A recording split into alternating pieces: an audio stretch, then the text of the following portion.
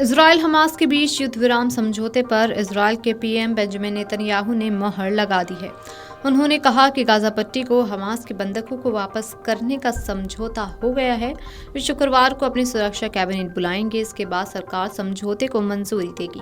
वहीं इजराइल के विपक्ष के नेता ने समझौते को लेकर पीएम नेतन्याहू का समर्थन किया है, जबकि इजराइल के राष्ट्रीय सुरक्षा मामलों में के मंत्री ने समझौते को जल्दबाजी बताया। साथ ही कहा कि अगर समझौता स्वीकृत हो जाता है तो उनकी पार्टी सरकार का समर्थन नहीं करेगी। इजराइल और हमास के बीच गाजा में युद्ध विराम और बंधकों की रिहाई को लेकर सहमति बनी है। अब तक इजराइल की ओर से फलस्तीन कैदियों को रिहाई पर बातचीत रुकी थी। इसे अब पीएम नेतन्याहू ने साफ कर दिया है। इसके बाद समझौते को इजराइल के मंत्रिमंडल की सहमति मिलनी है। इसे लेकर शनिवार को इजराइल कैबिनेट की बैठक होगी। वहीं समझौते को लेकर विपक्ष के नेता यायर लैपिड ने एक्स पर कहा कि बेंजामिन नेतन्याहू से कह रहा हूं कि डरने की कोई जरूरत नहीं है। आपको समझौते को पूरा करने के लिए पूरा समर्थन मिलेगा। ये हमारे बीच अब तक की हुई सारी सहमति से अधिक अहम है। इजराइल के राष्ट्रीय सुरक्षा मामलों के मंत्री इटामार बेन-गविर ने युद्ध विराम समझौते की आलोचना की। उन्होंने इसे जल्दबाजी करार दिया। उन्होंने एक्स पर लिखा कि अगर ये समझौता जल्दबाजी में किया जा रहा है, इसमें सैकड़ों हत्यारे, आतंकियों की रिहाई, गाजा पट्टी में आतंकियों की वापसी और लड़ाई की समाप्ति शामिल है। समझौता युद्ध की सारी उपलब्धियों को खत्म कर देगा।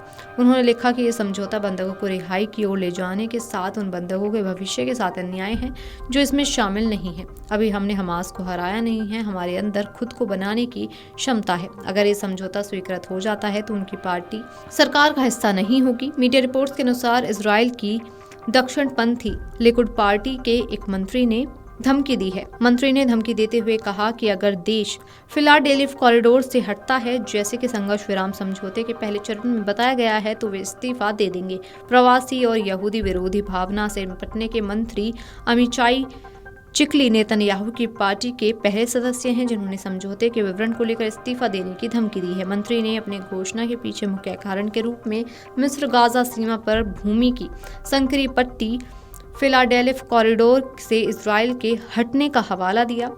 ये कॉरिडोर संघर्ष विराम वार्ता में एक अड़चन साबित हुआ। इससे पहले भी इजराइल के वित्त मंत्री की दक्षिणपंथी धार्मिक याजोनिज्म पार्टी ने धमकी दी थी कि अगर प्रधानमंत्री युद्ध विराम समझौते के पहले चरण के बाद गाजा में युद्ध में वापस नहीं आते हैं तो वे सरकार से अपना समर्थन वापस ले लेंगे। नेतन्याहू की सरकार में गठबंधन में एक महत्वपूर्ण स्थान रखने वाली पार्टी का ये कदम प्रधानमंत्री को अपना बहुमत खोने का कारण बन सकता है।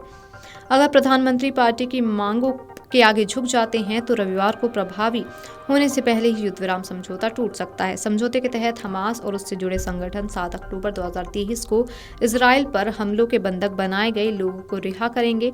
इसके बाद इजराइल सैकड़ों फलस्तीनी बंदियों को रिहा करेगा। ये समझौता गाजा के लोगों के लिए 1 साल से अधिक समय में पहली बार संघर्ष से राहत देगा और इजराइल के हमलों के शुरुआत के बाद से ये दूसरी बार होगा जब गाजा में युद्ध विराम होगा। इस समझौते के तहत फलस्तीनी नागरिकों को गाजा के उत्तरी हिस्से में लौटने की अनुमति मिलेगी और गाजा में मानवीय मदद पहुंचाई जाएगी। यहाँ के निवासी लंबे समय से भुखमरी जैसी स्थिति का सामना कर रहे हैं।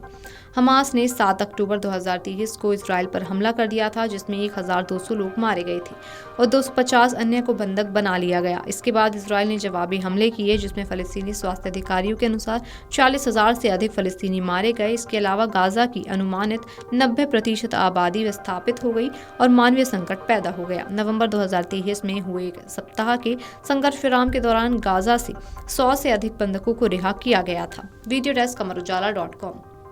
अमर उजाला जीवांजलि के सारथी की मदद लें और महाकुंभ में स्नान जरूर करें।